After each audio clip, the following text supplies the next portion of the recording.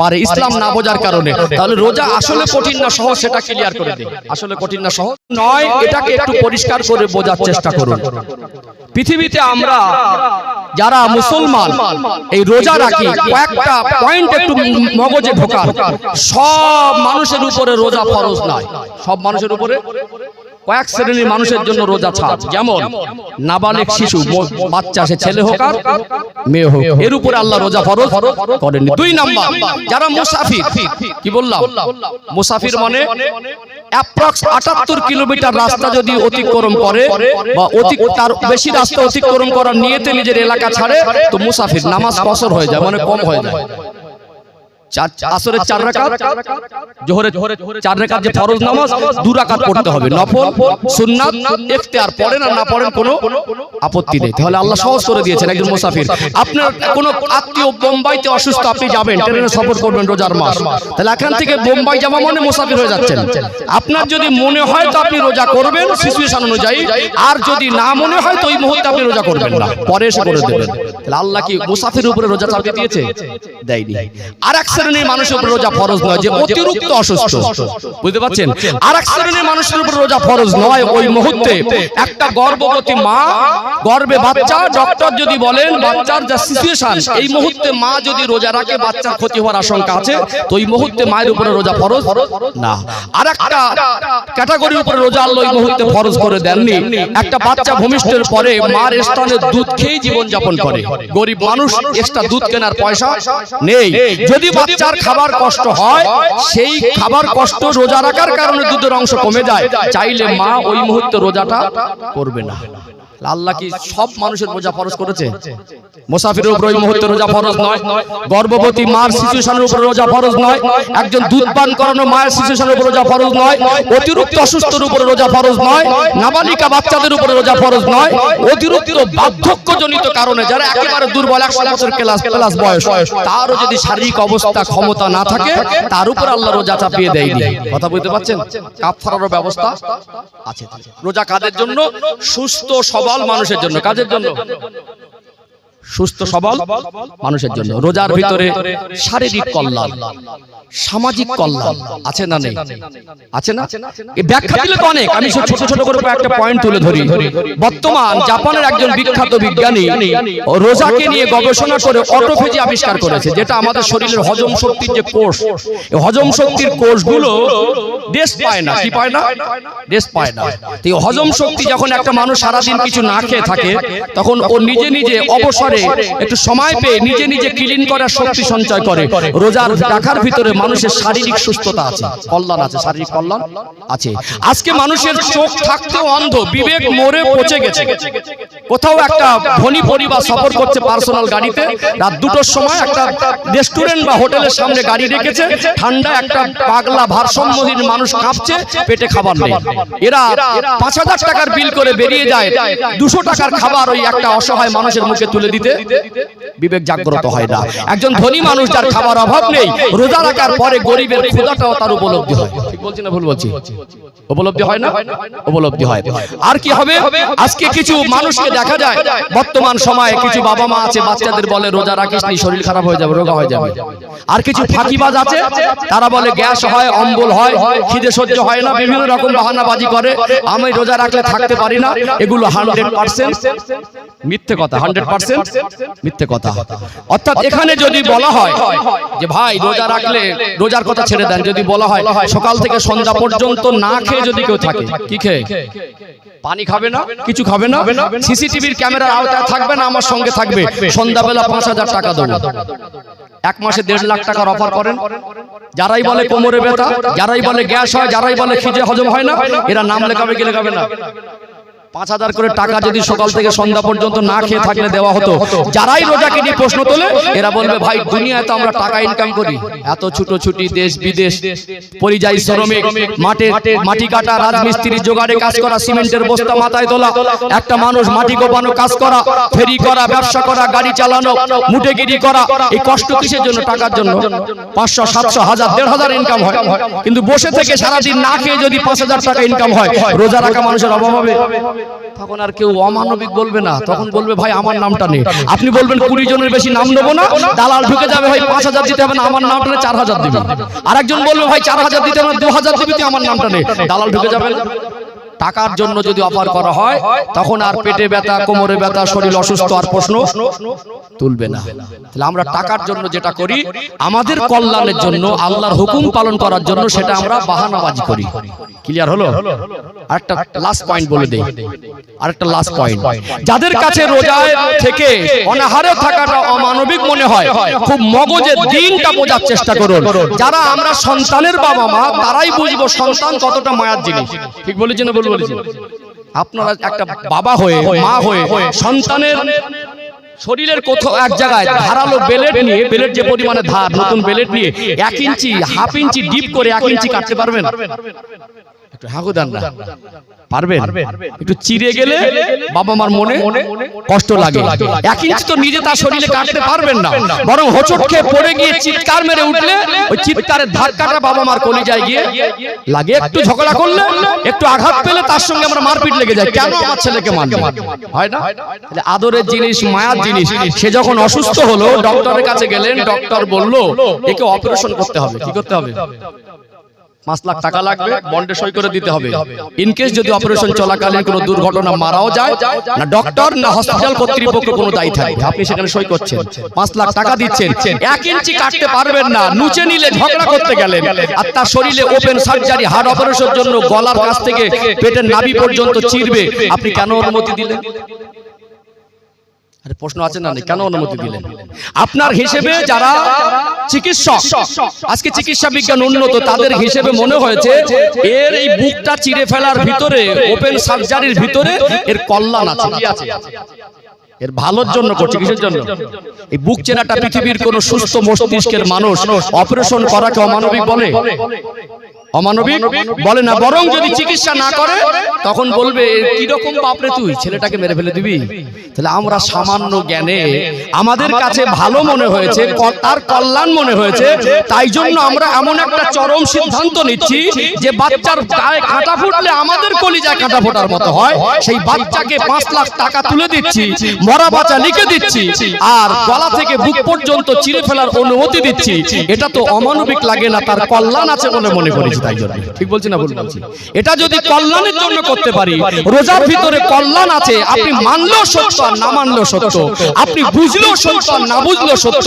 আল্লাহ মানুষকে সামান্য জ্ঞান দিয়েছেন, রব জানেন একটা মানুষকে 70 বছর যদি আল্লাহ হায়াত দেন, এই 70 বছর তার সুস্থ থাকার জন্য যে ডায়েট করা দরকার, যে প্রসেস মেনে চলা দরকার, এই 70 বছরের সুস্থতার পথ হিসাবে মানবতা জাগ্রত করার জন্য, সমাজে শান্তি কায়েম করার জন্য, রবের সঙ্গে তার সম্পর্ক গভীর করার জন্য রোজার মতো আল্লাহ একটা উত্তম একটা আদেশ দিয়েছেন। জোরে বলুন সুবহানাল্লাহ। রোজাটা কি বোঝা মনে হলো?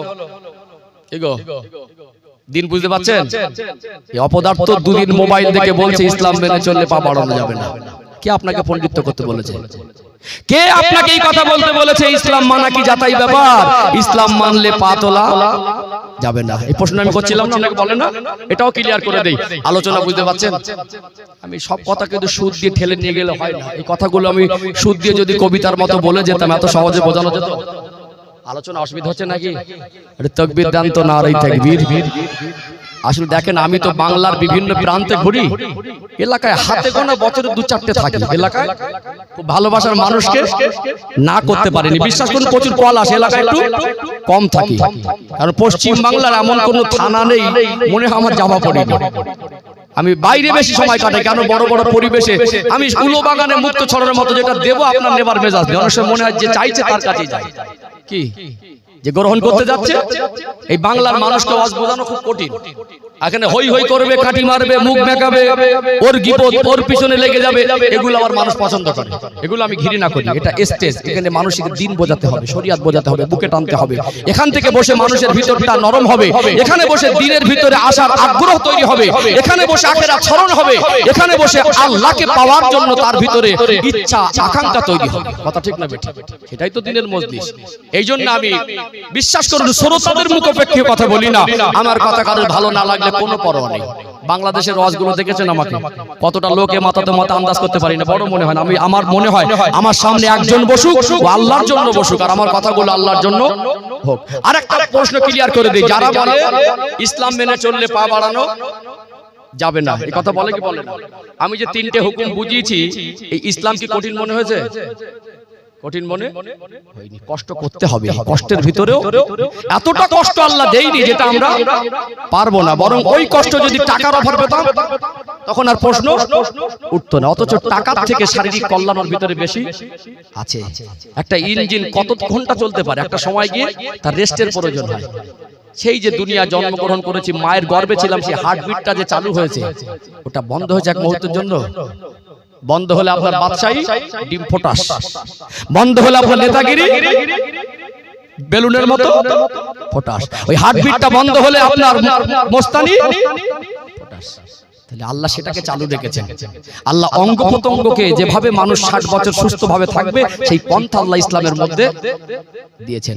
চলুন এখানে আমি আরেকটা বিষয়টা ক্লিয়ার করে দেই, যারা বলে ইসলাম মেনে চললে পা বাড়ানো যাবেন, এটা একটা ভাইটাল পয়েন্ট। এটা একটা খুব ভালো করে বোঝেন আমার যুবক ভাইরা, বিশেষ করে আপনারা ভালো বুঝতে পারবেন। একটা হলো জীব আর একটা হলো জড়। একটা হলো জীব, জীব মানে প্রাণী যাদের ভিতরে জীবন আছে, আর জড় পদার্থ বা জড় বস্তু তার কোনো জীবন। এই জীব আর জড়ের মধ্যে আসমান আর জমিন পার্থক্য। কতটা? মাটির ঢেলা, শুকনো কাঠ ভাঙা, আর একটা ইট ভাঙা, একটা ইট মানে পাথরের টুকরা, এগুলো হচ্ছে জড় বস্তু। কি জীবন আছে, নড়াচড়া করে, ওকে ফেলে রাখবেন 20 বছর এইভাবে পড়ে থাকবে। আর আমরা হলাম প্রাণী, তো প্রাণী শ্রেষ্ঠ জীব। ওয়ালাকাদ কাররামনা বানি আদম, আল্লাহ বলেন আদম সন্তানকে সম্মানের জীবন দিয়েছি, বলুন সুবহানাল্লাহ। তাহলে আমরা হলাম সৃষ্টির শ্রেষ্ঠ। আমাদের জীবনে কিছু বৈশিষ্ট্য আছে। না খাওয়া ছাড়া বাঁচবেন? একটু হাঁকু দেন না। না খেয়ে বাঁচবেন? তাহলে ইসলাম মানলেও খেতে হবে, আর না মানলেও খেতে হবে। আপনি মানে যদি না চলে, একেবারে টেপ দিয়ে গোটা শরীরটাকে প্যাকিং করে জড় বস্তুর মতো ফেলে রাখবো, কাটাতে পারবেন? তাহলে ইসলাম মানলেও আপনাকে ইনকাম করতে হবে, না মানলেও। ইসলাম মানলেও আপনাকে কথা বলতে হবে, না মানলেও। ইসলাম মানলেও আপনাকে চোখ চেয়ে দেখতে হবে, না মানলেও দেখতে হবে। ইসলাম মানলেও আপনার প্রতিবেশী বন্ধু বান্ধবের সঙ্গে মিশতে হবে, না মানলেও। ইসলাম মানলেও ইনকাম করতে হবে, না মানলেও ইনকাম করতে হবে। আপনি তো জড় বস্তুর মতো পড়ে থাকেন না, তাহলে ইসলাম মানলেও আপনাকে পা বাড়াবে না। কে বলেছে? পা এমনি বাড়াতে হবে। ইসলাম মানলেও বাড়াবেন, আর না মানলেও বাড়াবেন। বরং যদি ইসলাম মেনে হালাল ইনকাম করেন, এর ভিতরেই কল্যাণ। আপনার ইনকাম করতে হবে, পুরুষ মানুষ ইসলাম মেনে করলেও করতে হবে, না মানলেও করতে হবে। ইসলাম মেনে করুন, ওটা ইবাদত হবে। আপনি খাবেন, ইসলাম মেনে হালাল খাবার খান, ওটা আপনার শারীরিক কল্যাণ, সামাজিক কল্যাণ, মানসিক কল্যাণ, দুনিয়ার কল্যাণ, কবরের কল্যাণ, আখিরাতের কল্যাণ। কথা ঠিক না বেঠিক? ইসলাম মেনে ঘুমাবেন, নিজের মতো না ঘুমিয়ে রাসূলের সুন্নাত তরিকায় ঘুমান। ইসলাম মানলেও পোশাক পরতে হবে, আর না মানলেও পোশাক পরতে হবে। নিজের মতো করে না পরে রাসূলুল্লাহর মতো করে পড়ুন। এর ভিতরে আজকে জেনা ব্যভিচার কমানোর জন্য পর্দার যদি বিধান বাস্তবায়ন না হয়, যতই দেশের আইন কড়াকড় করুক, পর্দার বিধান বাস্তবায়ন ছাড়া আল্লাহ নারী পুরুষের ভিতরে এমন কিছু বৈশিষ্ট্য দিয়েছেন, জেনা আর ব্যভিচার আর ধর্ষণ কমিয়ে আনা পসিবল নয়। ইসলাম মানার ভিতরে জীবন সহজ হয়, ইসলাম মানার ভিতরে জীবনে শান্তি হয়, ইসলাম মানার ভিতরে সমাজে শান্তি হয়, ইসলাম মানার ভিতরে দুনিয়া আখিরাতের কল্যাণ নিহিত আছে। এইবারে বলুন, আপনি ইসলাম, কে বলেছে আপনাকে ইসলাম মানলে পা বাড়ানো যাবে না? এটা কি কথাটা ঠিক বলেছে না ভুল বলেছে? 100% ভুল বলিনি। আমরা তো যেটা করা সেটা করতেই হবে। আমাদের জীবনে যেটা প্রয়োজন সেটা করতেই হবে। আপনি আল্লাহর কাছে সাহায্য চাবেন, আর মাজারে গিয়ে মাথা নত করে একজন কবরবাসীর কাছে সাহায্য চাবেন। এটাই তো পার্থক্য ইসলাম বুঝিয়ে দিয়েছে, বুঝে যায়নি? কারণ ওই কবরবাসী, তার কাছে সাহায্য চাওয়া, সে নিজেই হয়তো আল্লাহর সাহায্যের মুখে ব্যক্তি। ঠিক বলছি না ভুল বলছি? সাহায্য যে দিতে পারে আল্লাহ, শেখায় তুমি তার কাছেই সাহায্য চাও। যে তোমাকে জীবিত রেখেছেন, যে তোমাকে মৌত দেবেন, যে তোমাকে জীবিত করে হিসাব নেবেন, যে তোমাকে দিতে পারবে, যার ক্ষমতা আছে তার কাছেই চাও। তুমি অপদার্থ নির্বোধ হয়ে যে দিতে পারবে না তার কাছে যেও না, এটা তোমার বোকামি। মানুষকে ইসলাম সজাগ হতে শেখায়। জোরে বলুন সুবহানাল্লাহ। আমার জীবনে প্রয়োজন হলে সাহায্য চাইলে কার কাছে? আল্লাহর কাছে। কোনোদিনই বলবেন না যে ইসলাম মেনে চললে পা বাড়ানো যাবে না। কোনোদিনই মানুষকে বোঝাতে যাবেন না ইসলাম মানা কঠিন। কে আপনাকে বোঝাতে বলেছে? ইসলাম মানুষের জীবনকে সহজ করে দেয়, শান্তির করে দেয়। মগজে ঢুকছে আলোচনা? ঢুকছে? তাহলে একটা জিনিস বোঝালাম যে ইসলাম মানার ভিতরে কল্যাণ। দ্বিতীয় পয়েন্ট বোঝালাম ইসলাম মানা কঠিন নয়। আয়াত দিয়েছি, হুকুম তুলে বাস্তবতাকে তুলে ধরার চেষ্টা করেছি ইনশাআল্লাহ। 3 নাম্বার পয়েন্ট, আমরা কেন ইসলামের ভিতরে প্রবেশ করতে পারছি না, এই আলোচনাটা হয় না কেন, আর হবে কিভাবে, উত্তরটা খুঁজে দেব। আলোচনা সমাপ্তির সময় আসবে ইনশাআল্লাহ। অনেক মানুষ এসেছেন তাকবীর দেন, নারে তাকবীর। আলোচনা অসুবিধা হচ্ছে নাকি?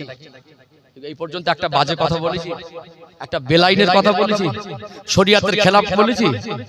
আমি এই সময়টা লম্বা ঘটনা বললে একটু কাঁদানোর মতো করতে পারতাম না? পারতাম। পাকাল মাছ দেখেছেন? পাকাল মাছ কাদার তলায় থাকে, উপরে উঠবে মনে হবে একেবারে ক্লিন পরিষ্কার, গায়ে কাদা থাকে না। বক্তা যদি মনে করে 2 ঘন্টা পার করবো, কোন দিক থেকে যাবে টের পাবেন না, কোন দিক থেকে যাবে টের পাবেন না। এই জন্য মানুষকে দিন বোঝাতে হবে, এটা আমার দায়িত্ব পালন। কথা ঠিক না বেঠিক? একটা তাকবীর দিয়ে দরুদ শরীফ পড়ে নিয়ে সমাধানে আসবে। এতক্ষণ কি বলেছি? প্রয়োজন বুঝিয়েছি, রাস্তা সহজ বুঝিয়ে দিয়েছি। এবার রাস্তায় চলার পন্থাটা খুঁজে নেবো ইনশাআল্লাহ। একটু তাকবীর দেন, নারে তাকবীর। ফাঁকি দেবেন না। মাঝে মাঝে বলি, এই জবান আল্লাহ যদি না দিতেন কিছু করার ছিল না। ঝগড়া বাঁধানোর সময় আবেগ নিয়ে জোরে জোরে দেয়, টেম্পার বেড়ে যায়। ওকে যদি বলে চুপ কর, সে আরো চিল্লায় বেশি। ঝগড়া বাঁধানোর সময় পাশ থেকে বলে চুপ কর, চিল্লায় বেশি। আর ভালো কাজ যদি বলে একটু সুবহানাল্লাহ বলেন না, তখন মনে হবে যেন কিছু বোঝে না। ঠেলা মারতে হবে। দরুদ শরীফ পড়েন না, কেন ঠেলা মারতে হবে? এটা বলার জায়গা, বলার পরিবেশ। আপনি তো 1 সপ্তাহ একবার ওযু করেন না, 1 সপ্তাহে নিজের থেকে আল্লাহকে মন খুলে 2 বার ডাকলেন না। আজকে ডাকার মতো জায়গায় বসেছেন, ডাকনেওয়ালাদের পাশে বসেছেন, ডাকার পরিবেশে বসেছেন। এখানে ডাকতে যত সহজ হবে, অন্য জায়গায় কি অতটা সহজ হবে না। আপনাদের কুসাংরা বাজারে হাটবার কি বার? শুক্রবার নাকি সোমবার? কি বার? শুক্রবার আর সোমবার হাটবার। ওই হাটের বাজারে যখন খুব ভিড় থাকবে, ওখানে খুব জোরে যদি আল্লাহু আকবার বলে চিৎকার মেরে ওঠেন, লোক সব আপনার দিকে তাকিয়ে তাকিয়ে দেখে বলে লোকটা কি পাগলা হয়ে গেল নাকি রে? কি বলবে না? তাহলে পরিবেশ বুঝে, এটা আল্লাহ বলার পরিবেশ। বাজারটা ওখানে গিয়ে একলা চিৎকার বেড়ে আল্লাহ বলার পরিবেশ না, ওখানে মনে মনে আল্লাহকে জিকির করতে পারেন। পরিবেশ বুঝতে হবে। এখানে বসে আপনাকে ঠেলা মারাটা, এগুলো আমাদের মাইন্ডগুলো চেঞ্জ করতে হবে। যখন দরুদ শরীফের প্রসঙ্গ আসবে, হুজুরা ঠেলা মারবে কেন? যখন আল্লাহ বলার প্রশংসা আসবে, আল্লাহকে মন থেকে বলবে, কোন হুজুরটা ঠেলা মেরে বলতেন জোরে বলেন, জোরে বলেন। জোরে নাই বা বললেন, একটু মন থেকে তো ভালো করে বললেন, এইটুকু তো যথেষ্ট। ঠিক না বেঠিক?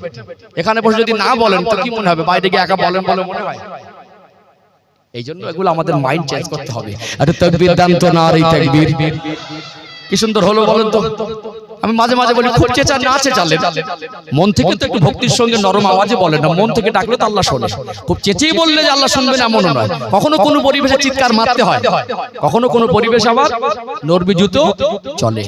একটু আওয়াজের প্রতি জোর না দিয়ে ভক্তির প্রতি আরেকবার প্রাণ খুলে একটু আল্লাহকে ডাকেন তো। সব জবানে জান খেয়ে আছে, বুঝতে পারছেন? এমনি আল্লাহ ডেকে আমরা অভ্যস্ত হইনি, ভুলে গেছি। সব সময় দুনিয়ার কাজে, এর পিছনে কাটি মারা, গীবত করা, পরচর্চা করা, অনার্থক কথা বলা, গালি দেওয়া, মিথ্যা বলা, জবানগুলো সব কঠিন করে ফেলেছে।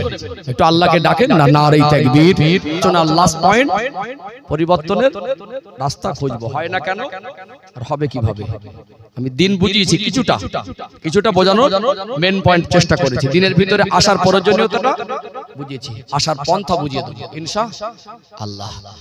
আচ্ছা, আপনাদের কি মনে হয় বছরে একবার জলসা দিলে কি পরিবর্তন হয়ে যাবে? যে পরিমাণে জলসা হচ্ছে, যে পরিমাণে রং বেরঙের বক্তা বেরিয়েছে, শুধুই যদি জলসা দিয়ে পরিবর্তন হতো, তো শুধু পরিবর্তন না, এরা সব আল্লাহর ওলি হয়ে যাবার কথা ছিল। ভেবে দেখেছেন, একটা জলসায় অ্যাপ্রক্স 1 লক্ষ টাকা খরচ হলে, একটা থানা এরিয়ায় 100 জলসা হলে 1 কোটি টাকা। গোটা পশ্চিম বাংলায় পার বছরে আমার কমিউনিটি, ইসলাম ধর্মাবলম্বীরা কয়েকশো কোটি টাকা খরচা করে জলসা দেয়, কিন্তু বছরের শেষে হিসাব মেলে না। যে হিসাব মেলে না, কি বলে জানেন? তোরা যে এত টাকা খরচা করে জলসা দিলি, এত ভিজিটওয়ালা বক্তা আনলি, কটা মানুষকে পরিবর্তন করেছি? প্রশ্ন করে কি করে না? আসলে কেটে গেছে এক জায়গায় আর মলম লাগাচ্ছি আর এক জায়গায়। পরিবর্তন কোন পন্থায় হবে হয়নি কেন, তার আসল কারণটা তুলে না ধরে সেই পথে না চলে এই দায়ভারটা খুব সুকৌশলে বক্তারা জলসা কমিটির ঘাড়ে চাপানোর চেষ্টা করে। কিন্তু বুদ্ধির সঙ্গে খুঁজে নিতে হবে, দিনের সূত্র ধরে কোরআন হাদিস থেকে খুঁজে নিতে হবে আসলে পরিবর্তন হয় না কেন, আর কোরআন হাদিস কোন রাস্তায় পরিবর্তন বলে সেটাই দরকার। ঠিক না বেঠিক? ও ভাইজানেরা, সোনার মানিক যুবকেরা, আব্বার মায়েরা, দুনিয়া জীবনে বর্তমান সময় আমাদের মুসলিম কমিউনিটির ঈমান আমলের যে অবস্থা, এর পরিবর্তনের সমাধান ইসলামের আলো থেকে খোঁজা দরকার। আপনার জীবনে তো এই প্রশ্নটা হতেই পারে, আমি আলেম বক্তা হিসাবে বক্তব্য দিতে বসেছি, আপনার মনেতে এই প্রশ্নটা জাগতেই পারে, এত বড় বড় জলসা দিয়ে কেন পরিবর্তন হয় না? ইসলামের ভিতরে পরিবর্তনের রাস্তাটা কি, এটা আলেমরা কেন বলে না? এটাও তো একটা প্রশ্ন হতে পারে। সব হলো পরিবর্তন, বাড়ি বাড়ি পরিবর্তন হয়ে গেল, রাস্তাঘাট আপডেট হয়ে গেল, লেবাস পোশাক খাবার আপডেট হয়ে গেল, ঈমান আমল কেন আপডেট হলো না? পৃথিবীর জমিনে আমরা যারা বাবা মা, ইসলাম আমাদের শিখিয়ে দেয়, ইসলাম আমাদের আদেশ দেয়, প্রত্যেকটা বাবা মা যদি সন্তানদেরকে পারিবারিক ভাবে দিনের শিক্ষা না দেয়, শুধু জলসা দিয়ে সমাজ পরিবর্তন হবে না। তাহলে জলসা কেন দেবেন, এর উত্তরটা জানতে হবে। কোরআন শরীফ থেকে একটি আয়াত তুলে ধরে কোরআনুল কারীমের 28 নম্বর পারা 19 নম্বর পৃষ্ঠা, সূরার নাম হলো সূরা আত-তাহরিম, 6 নম্বর আয়াত। আল্লাহ পাক বলেন, ইয়া আইয়ুহাল্লাযীনা আমানু কু আনফুসাকুম ওয়া আহলিকুম নারা, হে আমার বিশ্বাসী বান্দা বান্দিরা, জাহান্নামের আগুন থেকে নিজে বাঁচো, আহল পরিবার বর্গকে বাঁচাও। আল্লাহ পাক সোজা হুকুম দিলেন, জাহান্নামের আগুন থেকে নিজে বাঁচতে গেলে নিজেকে যেমন দিনের পথে প্রতিষ্ঠিত হতে হবে, তার সাথে সাথে আমরা যারা বাবা মা, আল্লাহ আমাদের যে সন্তানগুলো দিয়েছেন, আমাদের পরিবারের যারা অন্তর্ভুক্ত, আমাদের যারা হাল, আল্লাহ তাদেরকেও জাহান্নামের আগুন থেকে বাঁচানোর জন্য পরিবারের গার্জেনের উপরে দায়িত্ব দিয়ে দিয়েছে। পারিবারিক ভাবে গার্জেনরা যদি দায়িত্বশীল না হয়, পারিবারিক ভাবে একটা গার্জেন বাবা মা যদি সন্তানকে দিনদার না বানায়, সমাজ পরিবর্তন সম্ভব নয়। কেননা দুনিয়াতে একজন বাবা আর মা সন্তানকে জন্ম দিয়ে মনে করে মহৎ কাজ করেছে। সন্তান জন্ম দেওয়াটা বড় কথা নয়। অনেক সময় আজকে দেখা যায় যে পরিমাণে জেনার ব্যভিচার বেড়ে গেছে, একটা অবিবাহিতা মেয়ে অবৈধ প্রেম ভালোবাসা করে জেনা ব্যভিচারে জড়িয়ে পড়ে অনেক সময় গর্ভবতী হয়ে বাচ্চা নষ্ট করছে, কি করে না? পার্কের ডাস্টবিনেও বাচ্চা পাওয়া যায়।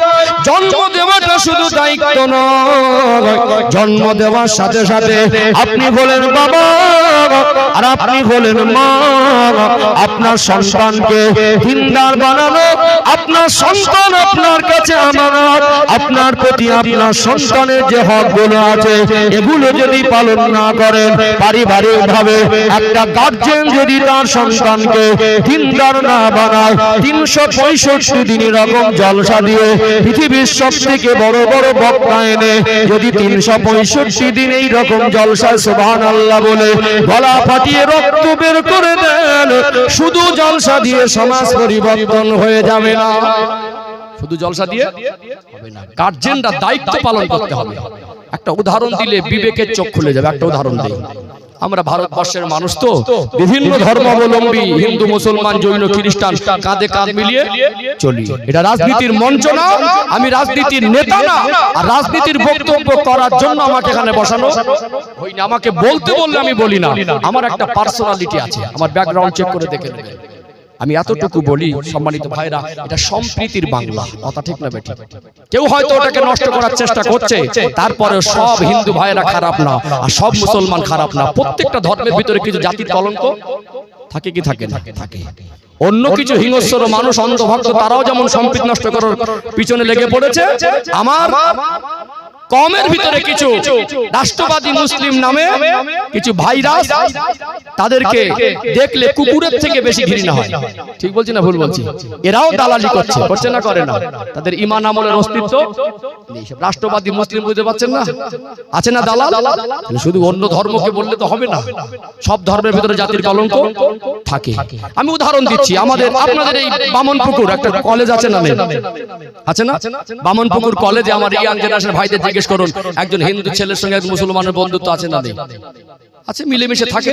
এখন একসঙ্গে দুই বন্ধু বড় হয়ে একসঙ্গে চাকরি পেয়েছে একই বছরে, তা দুজনে কলকাতায় ফ্ল্যাট নিল, পাশাপাশি শুধু দেওয়ালটা পর্দা, আছে না? নেই? একটা ফ্ল্যাটের দেওয়ালটা পর্দা, দুই বন্ধু, একজন হিন্দু একজন মুসলমান, দুজনে ধর্ম তার ব্যক্তি স্বাধীনতা, কোন ধর্ম পালন করে তার পার্সোনাল ম্যাটার। তারপর মানুষ হিসেবে মানুষের কাছে থাকতে হয়, মানুষের সঙ্গে মিশতে হয়, হয় না? অর্থাৎ সেখানে দুই বন্ধু বিবাহ করলো, একই বছরে দুটো বন্ধু, দুটো সন্তান হলো, একজন হিন্দু একজন মুসলমান। কত দূরে বসবাস করে?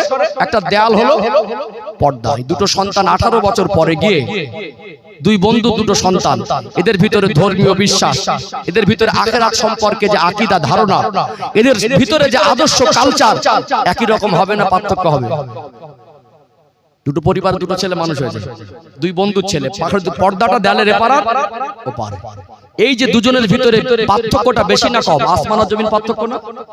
একজন হিন্দু ভাইয়ের ঘরের ছেলেটা হিন্দু হলো, একজন মুসলমান ভাইয়ের ঘরের ছেলেটা।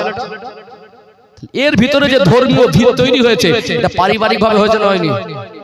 হ্যাঁ গো দাদা, তাহলে পরিবারের পরিবেশটাকে যদি দিনের আলোয় ভরতে না পারি, যতই লাফালাফি করি সমাজে দিন কায়েম করা সহজ হতে পারে না। এই যে এত আমাদের সন্তানরা কুপথে চলে যাচ্ছে, এর জন্য 100 ভাগ দায়ী হলো এদের বাবা আর মা। কত ভাগ দায়ী?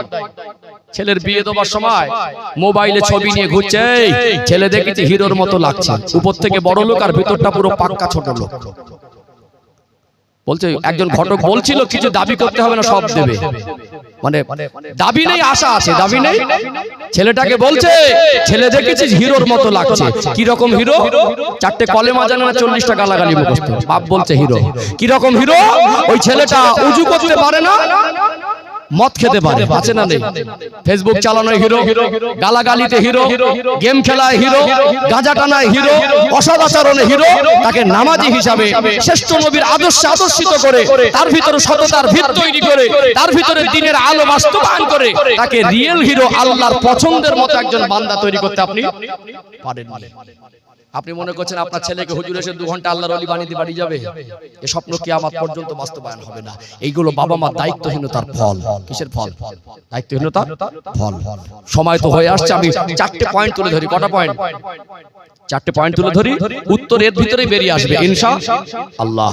ও ভাইজানেরা, সোনার মানিক যুবকেরা, আব্বার মায়েরা, আল্লাহর প্রিয় হাবিব দার নবী হুজুর আমার সোনার জবানে বলেন, আলা কুল্লুকুম রাঈন ওয়া কুল্লুকুম মাসউলুন আর রাইয়াতি। তোমরা প্রত্যেকে এক একজন দায়িত্ববান জিম্মাদার। তোমাদের দায়িত্ব কর্তব্য কতটুকু পালন করেছো আল্লাহ পাকের কাছে হিসাব দিতে হবে। মনে রাখবেন না, মনে করবেন না যে সন্তানের দায়িত্ব আমার উপরে নেই। সন্তান লালন পালনের ক্ষেত্রে ইসলাম আপনার উপরে মহান দায়িত্ব দিয়েছে। সন্তানকে দিনের শিক্ষা আপনাকে দিতে হবে। আজকে বর্তমান সময় দেখা যায় আমরা যারা বাবা মা বেশ কিছু দায়িত্ব কাঁধে উঠেছি, আর কিছু দায়িত্ব কাঁধে ওঠায় নাই। একটু ছোট ছোট করে 4টে পয়েন্ট তুলে ধরে, দুনিয়াতে একটা সন্তান ভূমিষ্ঠ হওয়ার সাথে সাথে ওই পরিবারের মধ্যে খুশির জোয়ার বয়ে যায়। একটা মানুষের জীবনে বিশেষ কিছু প্রয়োজনীয় জিনিস আছে, সেই প্রয়োজনীয় জিনিস ছাড়া জীবন চলে না। 1 নাম্বার হলো খাবার। বলুন তো, খাবার ছাড়া কি জীবন চলবে? 2 নাম্বার হলো পোশাক, পোশাক ছাড়া জীবন চলবে না। 3 নাম্বার হলো অসুস্থ হলে একটু চিকিৎসার প্রয়োজন হয় কি হয় না। 4 নাম্বার হলো একটা মানুষের জীবনে শিক্ষার আলো দরকার আছে না নেই? এই 4টে দায়িত্ব আমরা বাবা মা পালন করে, কিন্তু দিনদার বানানোর দায়িত্ব পালন করি না। যার কারণে আজকে বর্তমান আমার কওমের এই অবস্থা। খুব গভীর মনোযোগ দিয়ে শুনুন, রিজিকের মালিক হলেন আল্লাহ। আল্লাহ আপনাকে সন্তান দিলেন, ওই সন্তানটা ছেলে হোক আর মেয়ে হোক, 20 বছর বয়স না হওয়া পর্যন্ত তার ইনকাম রোজগার কামাই খাওয়ার আশা একটা বাবা মা করতে পারে না। কত বছর? শিক্ষা, পোশাক, খাবার আর চিকিৎসা যতদিন ইনকাম না করে দেখবে কে? বাপ মা, ঠিক তো নাকি? 20 বছর না হলে তাদের কামাই খাবার আশা করে? মেয়ে হলে তো আশা করে না। 18-20 বছর পর লেখাপড়া শিখে তাকে ভালো মানুষ করে একটা ভালো ছেলের সঙ্গে ভালো পরিবার থেকে বিবাহ দেব, সেখানে সুখে থাকলে বাবা মার শান্তি। এটাই তো। ছেলে যদি হয় ও এখন মানুষ হবে, লেখাপড়া শিখবে, আদর্শবান হবে, সমাজে ওর প্রশংসা হবে, মানুষ বলবে অমুক লোকের ছেলে, গর্বে বুকটা ভরে যাবে। একজন বাবা বাবার মতো নিঃস্বার্থে সন্তানের ভবিষ্যতের জন্য এত ঘাত প্রতিঘাত, এত পরিশ্রম আর কেউ করতে পারে না। সন্তানকে কলিজার টুকরা মনে করে, করে কি করে না? আজকে সেই সন্তানের খাবার দায়িত্ব, যদিও রিজিকের মালিক আল্লাহ, বাবা মা খাবার অনুসন্ধান করে না। 20 বছর ধরে সন্তানকে খাওয়ালো কে? ম্যাক্সিমাম আল্লাহ রিজিকের মালিক। আমরা খাবার রোজগার করিনি, করেছি 20 বছরে। এখন 20 বছর ধরে সন্তানকে লালন পালন করে খাইয়ে বড় করে আজকে ছেলেটা কি বলছে জানেন? আমার জন্য তুমি কি করেছো? আছে না নেই? বলছে আমার জন্য তুমি কি করেছো? আব্বা উত্তর দিতে পারছে না, চুপ করে আছে। বল সব তো তোর জন্য করেছি।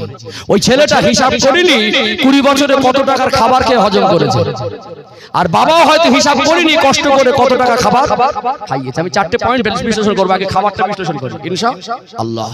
ও ভাইজানেরা, সোনার মানিক যুবকেরা, আব্বারা মায়েরা, একটা বাবার যদি আল্লাহ 3টে বা 4টে বা 2টো সন্তান দেন, একটা সন্তান ছেলে হোক আর মেয়ে হোক, 20 বছর বয়স পর্যন্ত একজন বাবা তিনি যদি অন্ধ হয়, একজন বাবা তিনি যদি ভিক্ষুক হয়, বাবা যদি মারা যায়, মা যদি অসহায় হয়ে পড়ে, একজন মা আর একজন বাবা কোনোদিন সন্তানকে বলে না তোকে খেতে দিতে পারবো না, বরং মা বাবা নিজে না খেয়ে তাদেরকে খাওয়ায়। ছেলে যখন বলে আব্বা গোশত খাবো, কাছে টাকা থাকে না, ঋণ করে গোশত খাওয়ায়। মেয়ে যদি বলে আব্বা মাছ খাবো, কাছে টাকা থাকে না, ধার করে মাছ কিনে খাওয়ায়। সন্তান যদি বলে আব্বা আপেল খাবো, অভাবের সংসার, 1 কিলো আপেল কিনে সবার খাবার মতো পরিস্থিতি ছিল না, 30 টাকা নিল একটা আপেল কিনে সন্তানকে খাইয়েছে না খাওয়ায়নি।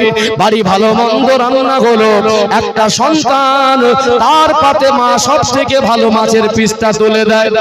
যদি কোনোদিন মেহমান বেশির কারণে তরকারি একটু কম পড়ে যায়, মা তো তিনি নিজের জন্য না রেখে সন্তানের পাতে বাকিটা উঠিয়ে দেয়। আছে না নেই? এই বাবা মা 20 বছর ধরে নিজে না খেয়ে তাদের খাওয়ালেন। আল্লাহ মায়ের অন্তরে সন্তানের জন্য এত বেশি মায়া মহব্বত দিয়েছেন। সন্তান যদি দূরেও থাকে, ভালো খাবার খেতে গেলে পরিবারের কারণ মনে না বললে মায়ের সন্তানের কথাটা মনে পড়ে যায় কি যায় না?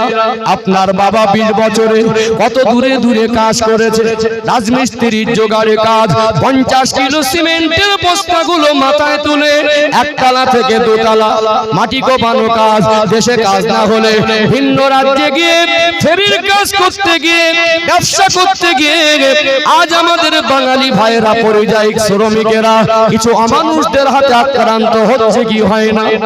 কোথায় সেই মশার কামড়? বাপ কোনোদিন চায় না, মা কোনোদিন চায় না সন্তান কষ্টে থাকুক, নিজে না খেয়ে তাদের খাওয়ায়। অসুস্থ শরীর নিয়ে কাজ করতে যায়, কত হাজার ফোঁটা ঘাম ঝরিয়েছে, কষ্ট করে বাড়ি ফিরে গেঞ্জিটা নিংড়ালে মনে হয় টপ টপ করে ঘাম বের হবে।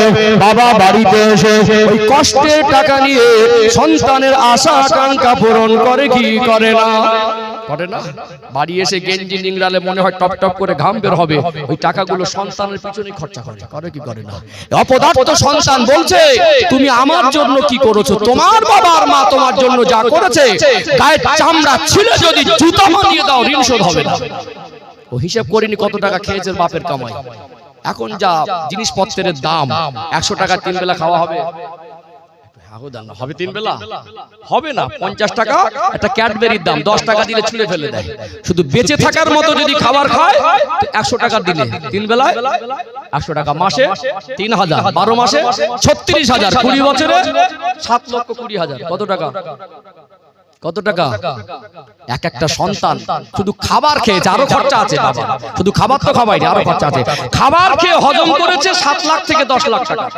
অপদার্থ সন্তান বলছে আমার জন্য কি করেছে? তোমার বাবা রক্ত পানি করে, মজদুরি করে, মাটি কোপানো কাজ করে, লোকের বাড়ি কাজ করে, ফেরি করে, ব্যবসা করে তোমার জন্য এক একটা সন্তানকে 7 লাখ থেকে 10 লাখ টাকা খেয়ে বসে আছে, হজম করে দিয়েছে। বলছে আমার জন্য কি করেছো? লজ্জা লাগে না?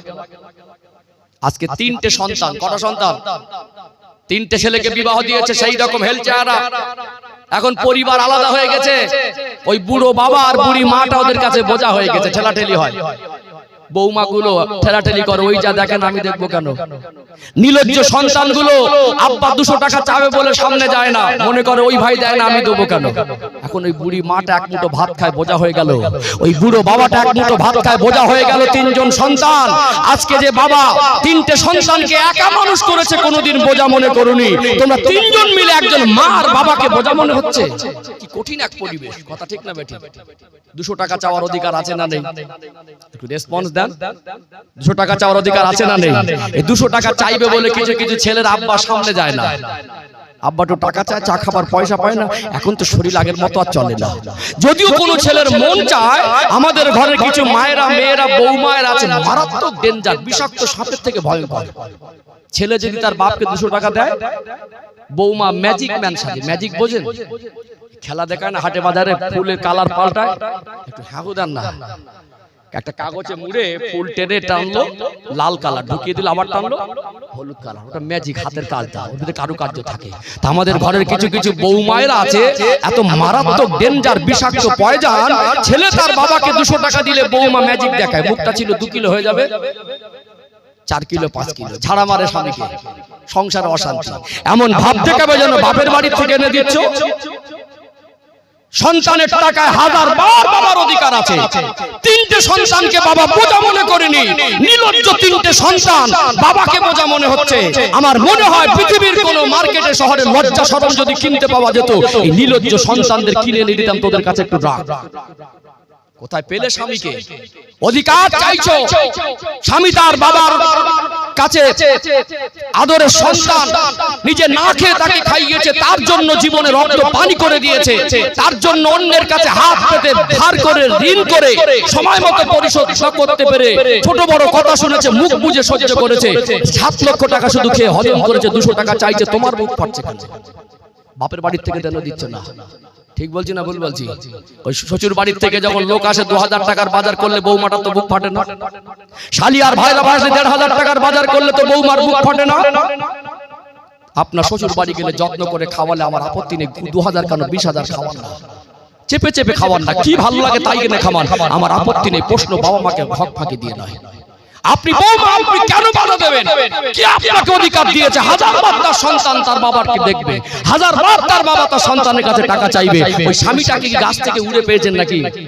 সন্ধ্যে ভিজে ভেজে আসে আপনার কোলে পড়েছিল নাকি? ওই যে স্বামীটাকে পেয়েছেন, ওই বাবার যে মেহনত আছে তার ঋণ শোধ করার ক্ষমতা নেই।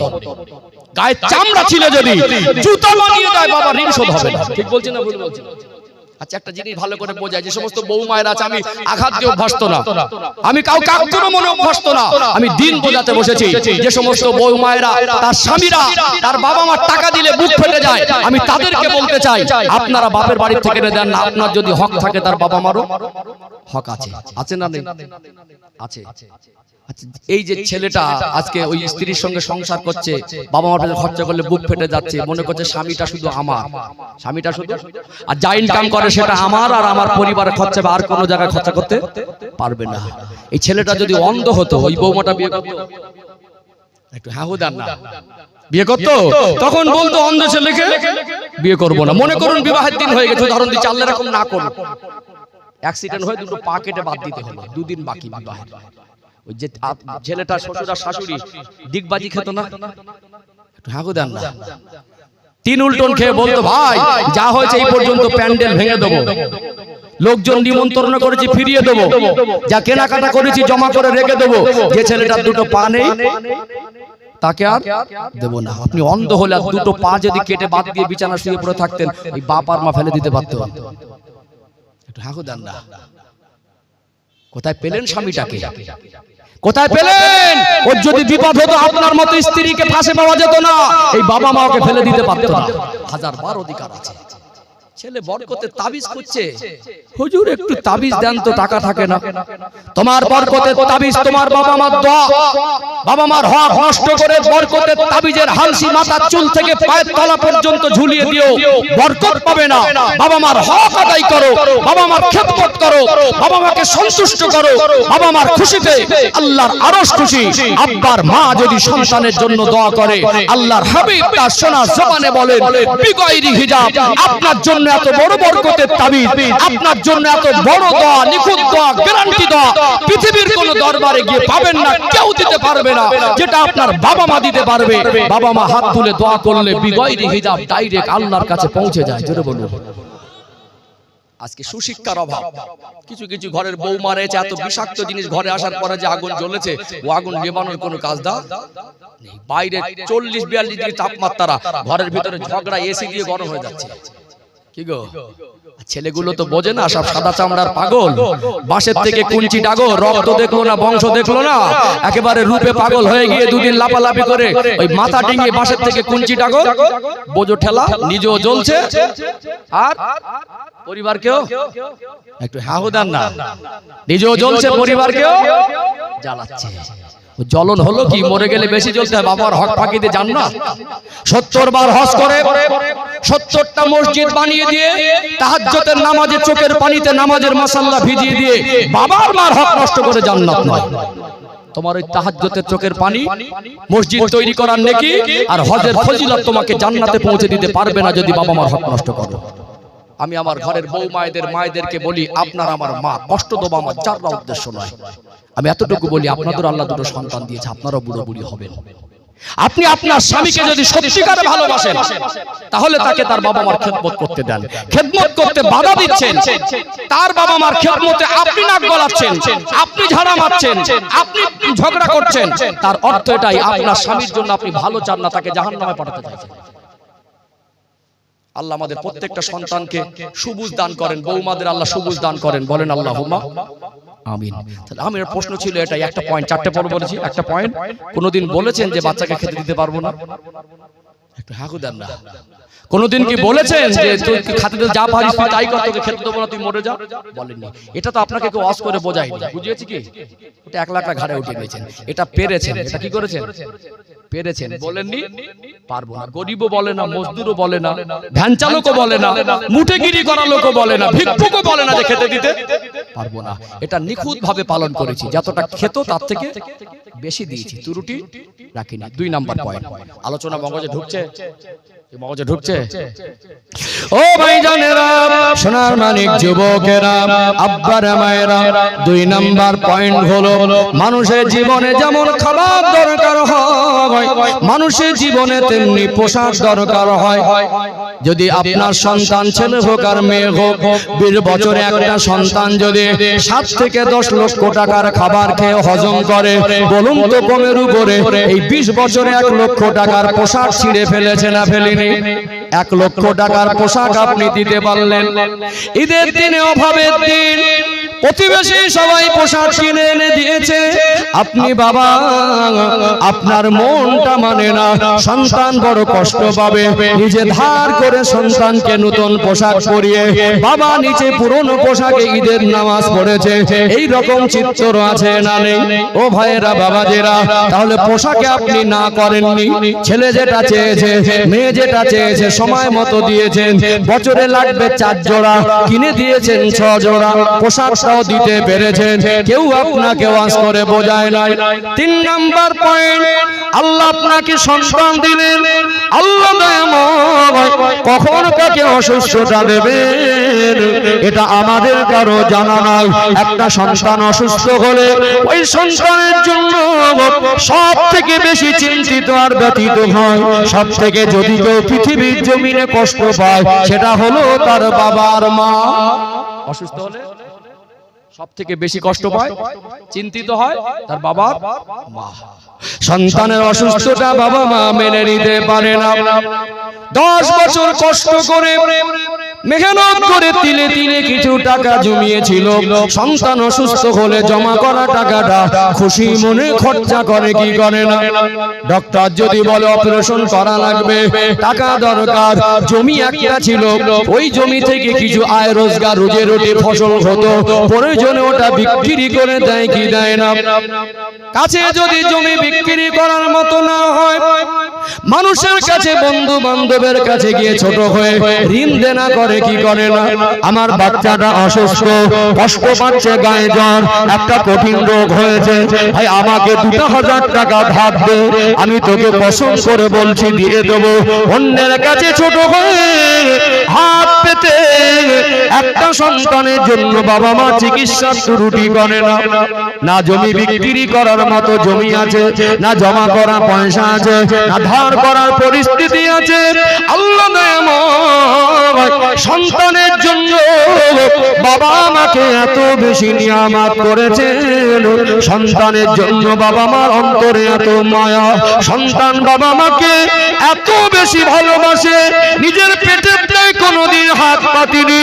সন্তানকে চিকিৎসার জন্য অনেক বাবা মাকে দেখা যায় ভিক্ষার পথটাও বেছে নেয়, চোখ দুটা ছলছল করে, মানুষের কাছে গিয়ে বলে ভাই একটু সাহায্য করেন, আমার বাচ্চাকে চিকিৎসা করাতে হবে। নিজের মান সম্মানের দিকে তাকালো না, ছোট হলো কি কোনো পরোয়া নাই। এই বাবা মা যখনই বাচ্চা অসুস্থ হয় চিকিৎসায় তো কমই রাখে না, সর্বরকম চেষ্টা করে এই চিকিৎসায় আরো 1 লাখ টাকা যদি সত্যি পোশাক দিলেন, চিকিৎসা দিলেন, আর একটা দায়িত্ব সেটা হলো শিক্ষা। আজকে সরকারি স্কুলের শিক্ষার মান একেবারে তলানিতে, বেসরকারি প্রাইভেট স্কুল গ্রামে গঞ্জে শহরে নগরে হয়েছে। আজকে আল্লাহ আপনাকে সন্তান দিলেন, মনে বড় কষ্ট, অভাবের দিন ছিল, সংসারে কষ্ট ছিল, আব্বা মা সবাইকে লেখাপড়া শেখাতে পারে না, নিজের নামটা নিজে লিখতে পারে না, মনে বড় প্রতিজ্ঞা ছিল আল্লাহ আমাকে 2 বা 3টে সন্তান দিয়েছে, এই সন্তানগুলোকে নিরক্ষর রাখবো না। 3 বছর বয়স বাচ্চাটা, ছেলে হোক আর মেয়ে হোক, একটু কথা বলা শিখেছে, তার জন্য খাতা কলম, তার জন্য সিলেট খড়ি, তার জন্য নাম তার বই, তার জন্য ছড়ার বই, তার জন্য আপনি একটা বাবা হয়ে আদর্শলিপি বর্ণ পরিচয় কিনে দিলেন। ওই বাচ্চাটাকে 4-5 বছর বয়স ওই ছোট থেকে বাচ্চার পরিবারে লেখাপড়া শেখাতে হবে বলে বাবা মা তাকে শিক্ষা দেয় কি দেয় না? আজকে সমাজে কিছু মূর্খ পণ্ডিত আছে, এরা ইসলাম বোঝে না, ইসলাম সম্পর্কে ধারণা পরিষ্কার নেই, মানুষের ধার করা কথা নিয়ে গলাবাজি করে আর ইসলামের শানে বাজে বাজে মন্তব্য করে। এরকম কিছু মূর্খ পণ্ডিত আছে না নেই? আছে না? ইসলাম বোঝে না, ও জানা নেই যে ইসলামের ভিতরে শিক্ষার কতটা গুরুত্ব আছে, ও জানা নেই ইসলামের ভিতরে শিক্ষার কতটা গুরুত্ব আছে। শিক্ষা জাতির মেরুদণ্ড, এটা আমরা সবাই জানি না? শিক্ষা ছাড়া ডেভেলপমেন্ট সম্ভব, কিন্তু আপনি হয়তো ভুলেই গেছেন বা আপনি হয়তো জানেন না আপনি যে ধর্ম অবলম্বী, ইসলামের ভিতরে শিক্ষার কতটা গুরুত্ব আছে। শিক্ষা জাতির মেরুদণ্ড, এটা আপনি মুখস্থ করেছেন। তাহলে ইসলাম কি বলে শিক্ষার ভিতরে জানা দরকার আছে না নেই? ইসলাম শিক্ষার বিরুদ্ধে নয়, বরং আমি এখানে বসে আপনাকে তথ্য তুলে দিচ্ছি, আপনি গুগলে সার্চ করুন। যারা ইয়াং জেনারেশন আছেন, এআই কে প্রশ্ন করুন, চ্যাটজিপিটি থেকে লিখুন গোটা পৃথিবীতে কতটা ধর্মের অস্তিত্ব পাওয়া যায়। গোটা পৃথিবীর মানচিত্রে 3.5 থেকে 4,000 এর মতো ধর্মের অস্তিত্ব পাওয়া যায়। কটা? আর আমরা 3-4টে জানি। কটা? 3.5 থেকে একটু রেসপন্স 3.5 থেকে 4,000 ধর্মের যত ধর্ম আছে এর ভিতরে ইসলাম একটি ধর্ম। ইসলামের ভিতরে শিক্ষার গুরুত্ব বোঝানো হয়েছে, পৃথিবীর কোন ধর্মের শিক্ষার গুরুত্ব এতটা বোঝানো হয়েছে বলে আমার জানা নেই। আমি বলছি না, একটু প্রমাণ দেই। আমার রাসূলের 40 বছর বয়স, গারে হেরাতে জাবালে নূর পর্বতের গুহাতে রমাদানুল মুবারক মাসে লাইলাতুল কদরের রাতে নবী আমার ধ্যানে মশগুল ছিলেন। আল্লাহ পাকের বাণী মহিমান্বিত আল কোরআন, কোরআনুল কারীমের নাজিলের সূচনা করলেন আল্লাহ পাক সূরাতুল আলাকের প্রথম 5টা আয়াত দিয়ে, যে শব্দ দিয়ে আল্লাহ পৃথিবীর শ্রেষ্ঠ কিতাব কোরআনুল কারীম নাজিলের সূচনা করলেন, সেটা ছিল ইকরা, অর্থাৎ পড়ো। পৃথিবীর শ্রেষ্ঠ কিতাবের নাজিলের সূচনাই যে আল্লাহ শিক্ষার কথা দিয়ে করেছেন। জোরে বলুন সুবহানাল্লাহ। এর থেকে আর বড় মজবুত দলিল পৃথিবীতে আর কিছু হতে পারে না। অর্থাৎ আল্লাহ পাক এটাই বুঝিয়েছেন, শিক্ষা ছাড়া ডেভেলপ সম্ভব নয়। আল্লাহর হাবিব সর্বকালের সর্বযুগের সর্বশ্রেষ্ঠ মহামানব, যিনি সৃষ্টি জগতের জন্য রহমত, ইমামুল আম্বিয়া, খাতামান নবীন, সাইয়্যিদুল মুরসালিন, নূরে মুজাসসাম, রাহমাতাল লিল আলামিন। আমার প্রিয় রাসূল তার পবিত্র জবানে বলেন, উতলুবুল ইলমা মিনাল মাহদি ইলাল লাহাদ। একটা মানুষের শিক্ষার সময়সীমা হলো মায়ের কোলে দোলনা থেকে শুরু করে মরার আগ মুহূর্ত পর্যন্ত। এত মহান কথা আপনাকে কে বলবে? আপনার হয়তো জানা নাই, ইসলাম পৃথিবীর মানুষকে শিক্ষার গুরুত্ব যতটা বুঝিয়েছে, অন্য কোন ধর্ম এতটা বুঝিয়েছে বলে আমার আর জানা নেই। তাহলে শিক্ষার বিরুদ্ধে তো ইসলাম নয়। অর্থাৎ শিক্ষার বিরুদ্ধে ইসলাম কোনোদিন বলে না। কিছু মানুষ আছে দেখবেন মনে হিংসা গাঁথা, মনের মধ্যে কারোর ভালো সহ্য হয় না, কেউ বড় হলে মেনে নিতে পারে না, মগজে ঢোকান কথাগুলো। জীবনে অনেকবার ওয়াজ শুনেছেন, হায়াত দিক আল্লাহ দোয়া করি আরো ওয়াজ শুনবেন। আমার ওয়াজের কোয়ালিটিটা সম্পূর্ণ ভিন্ন হয়। যারা আমাকে ফলো করে তারা আমাকে চেনে। আমি আপনার মন জয় করতে বসিনি, বারবার ডিক্লার দেই। আমার কথা কারো ভালো না লাগলে লাপরোয়া, কোনো ব্যাপার নেই। আমি জাতিকে সচেতন করতে বসেছি, আপনার মন জয় করা যার আমার উদ্দেশ্য নয়। আমি সত্য কথাটা বলবো, আপনার ভালো লাগলে বলবো, না লাগলেও বলবো। সম্মানিত ভাইরা, একটা জিনিস ভালো করে মগজে ঢোকান, এগুলো মগজে ঢোকানো জিনিস, এগুলো মগজে। ইসলাম মানুষকে বিখ্যাত হতে শেখায়। কি হতে শেখায়? ইসলাম মানুষকে জিরো থেকে হিরো বানিয়ে দেয়। জোরে বলুন সুবহানাল্লাহ। পৃথিবীতে আজকে আমরা আমাদের বিবেক বুদ্ধি দিয়ে ইসলামের দৃষ্টিকোণ থেকে কয়েকটা কথা মগজে গেঁথে নেই। আল্লাহ আমাদেরকে সৃষ্টির শ্রেষ্ঠ করেছেন। মানুষ হলো সৃষ্টির। আল্লাহ আমাদেরকে শ্রেষ্ঠ কিতাব দিয়েছেন, কোরআনুল কারীম শ্রেষ্ঠ। আল্লাহ আমাদের তার পছন্দের দিন দিয়েছেন, ইন্নাদ দীনা ইনদাল্লাহিল ইসলাম। আল্লাহ আমাদেরকে শ্রেষ্ঠ রাসূল দিয়েছেন। কি দিয়েছেন? দিন শ্রেষ্ঠ, রাসূল শ্রেষ্ঠ, কিতাব শ্রেষ্ঠ। আল্লাহ অন্যান্য নবীর উম্মতের থেকে শ্রেষ্ঠ নবীর উম্মত হওয়া সুবাদে আল্লাহ উম্মতের মধ্যে আমাদের শ্রেষ্ঠ উম্মত করেছেন। কথা ঠিক না বেঠিক? আমরা শিক্ষায় শ্রেষ্ঠ হব, জ্ঞানে শ্রেষ্ঠ হব, গুণে শ্রেষ্ঠ হব, মাল সম্পদে হালাল পন্থা রোজগার শ্রেষ্ঠ হব।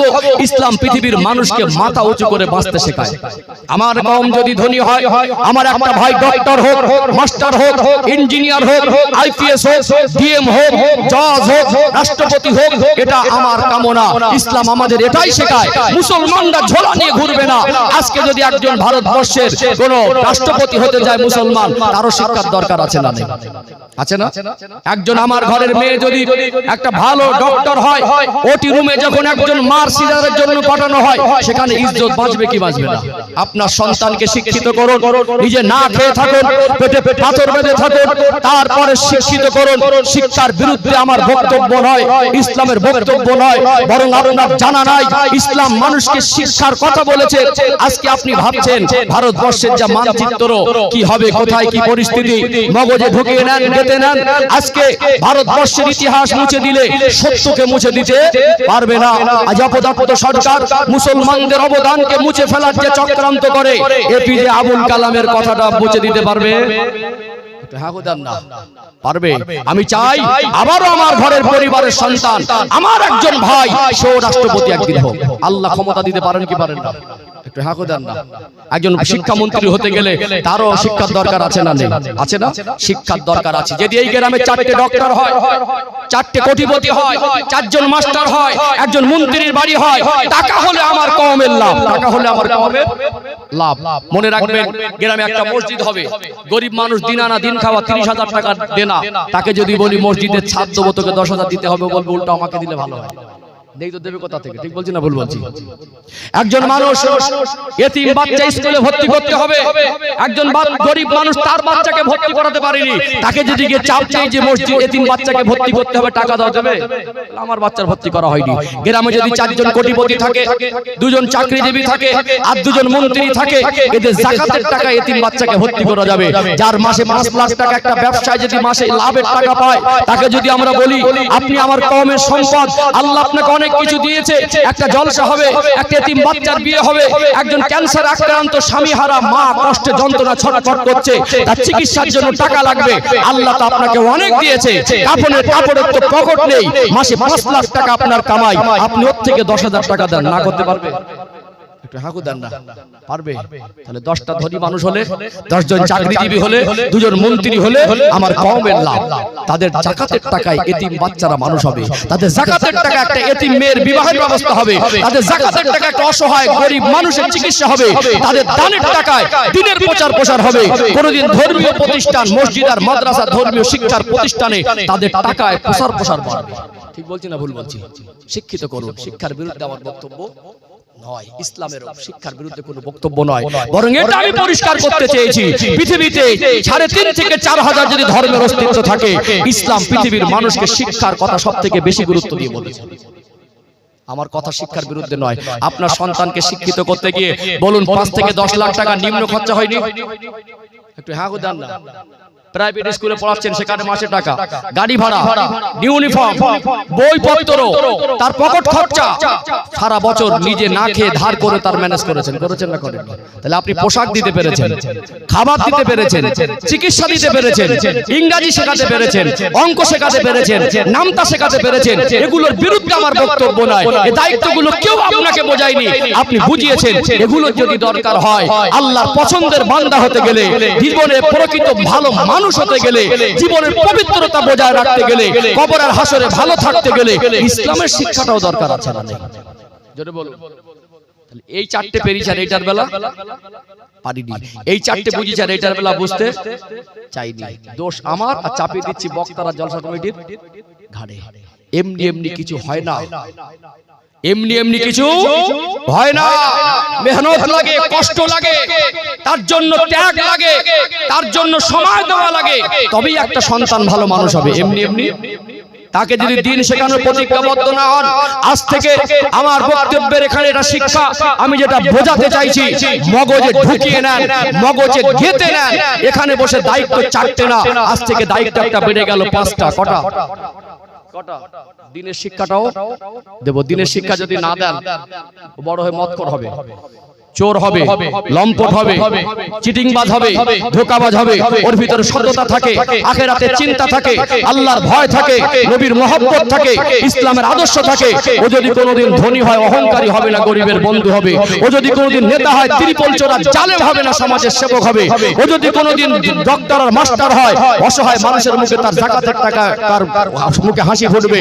ও যদি কোনোদিন বড় হয়, ও নিজেদের অনাহারে থাকে, নিজে যতটা খাবে, নিজে অনাহারে থাকলে বাবা মার হক বঞ্চিত করবে না। এই জন্য এখানে বসে প্রতিজ্ঞাবদ্ধ হন, সন্তানকে দিনের শিক্ষাটাও, কি বলেন, দিনের শিক্ষাটাও দেব ইনশাআল্লাহ। বলেন ইনশাআল্লাহ। আল্লাহ আলোচনায় কষ্ট পেলেন, রাগ করলেন? তাহলে এই দায়িত্ব পালন যদি না করি, 365 দিন জলসা দিয়ে হুজুর এনে গুলে খাওয়াতে পারবে না। আপনি পারবেন, এই 4টে যদি পারেন, ওটাও পারবেন। অঙ্ক জানতো না, শিখেছে কি করে? ইংরেজি জানতো না, শিখেছে কি করে? হাট্টি মাটিম যদি হয় তো সূরা ফাতিহা হবে, নামতা যদি হয় জানাজার নিয়তটা হবে। আমরা শেখাই না, এটা আমাদের ব্যর্থতা, দায়িত্বহীনতা। আর এই দায়ভারটা আমরা অন্যের ঘাড়ে চাপাতে চাই। সোজা রাস্তায় ফিরে আসুন, এর ভিতরে দুনিয়া আখিরাতের কল্যাণ। ভালো মানুষ করুন সন্তানকে, হুজুরকে ওয়াজ করতে হবে না, ভাত দিয়ে দেবে ইনশাআল্লাহ। ভাই এসেছেন, আমি বক্তব্য বসিয়ে রেখে বক্তাকে বক্তব্য করা আমি অভ্যস্ত না। আমি আমার দায়িত্ব পালন করেছি। একটা কথা বলছিলাম, কি দিলাম আর কি পেলেন, হিসাব মিলেছে? যারা আমার সামনে প্রথম থেকে বসেছিলেন, হিসাব মিলেছে? আমি হিসাব মেলানো মানুষ, ধোকা দেওয়ার জায়গা না। আজ আমাকে দেখছেন, কাল নাও দেখতে পারেন। দুনিয়া ছেড়ে সবাইকে যেতে হবে। আমি এরকম মেজাজ দেখেছেন, আমি এরকম এখন মেজাজ হয়ে গেছে, পরোয়া নেই। যে আসবে আল্লাহর জন্য বসো। ভরেছে না ভরিনি? রচনা বলি আমি আপনার মন জয় করার জন্য যদি তালি তুপ্পি দিতাম অনেক অপশন ছিল, নো পরোয়া। দিন বোঝাতে হবে, সঠিক কথা বলতে হবে, বুকে টানতে হবে। ওয়াজ মানে আক্রমণ নয়, ওয়াজ মানে আঘাত নয়, ওয়াজ মানে কথা শুনে ছিটে বেরিয়ে যাওয়া নয়, তাকে যেমন বুকে টানতে হবে দিনটা বুঝিয়ে। আমি ইসলাম বোঝানোর চেষ্টা করেছি। আমি ভাইকে আর বসাবো না, আমরা একটা সংগঠন করি, একই সংগঠনের আমরা মানুষ, সুখে দুঃখে পাশে থাকি, আমরা মানুষের চেষ্টা করি। আপনারা যে অর্থগুলো আমাদের হাতে উঠিয়ে দেন, মালঞ্চতে একটা প্রতিবাদ সভা করেছিলাম, মনে আছে অনেকে, সোশ্যাল মিডিয়া দেখেছেন। আমাদের সন্দেশখালীতে যে একটা সত্যিকে অপপ্রচার এখন স্পষ্ট না, ধোঁয়াশা, যে মানুষের নাম নট সিটিজেন ইন্ডিয়া লিখছে, দেখছেন অনেক লিস্ট বার হয়েছে, প্রায় 2253 জন মতো একটা আমাদের পাশের বুথেও এরকম ঘটেছে। সত্য না মিথ্যা, কোন ঊর্ধ্বতম কর্মকর্তা সরকারি কোন মানুষ এখানে মুখও খুলছে না। আমরা সেখানে স্পটে গিয়ে তার সুখে দুঃখে পাশে থেকে আমরা নিজেরা মিডিয়ায় বাইট দিয়েছি, দেখেছেন অনেকে দেখেছেন। হাক্কানি আলেমদের সহবাতে থাকুন, দিনের জন্য সময় ব্যয় করুন। আলেম ওলামাদের সহবাতে, মসজিদের ইমামের সহবাতে দিনে 10 মিনিট করে সময় দেন, এক মাসে একটা করে ইসলামের ঘাটতি পূরণ হবে ইনশাআল্লাহ।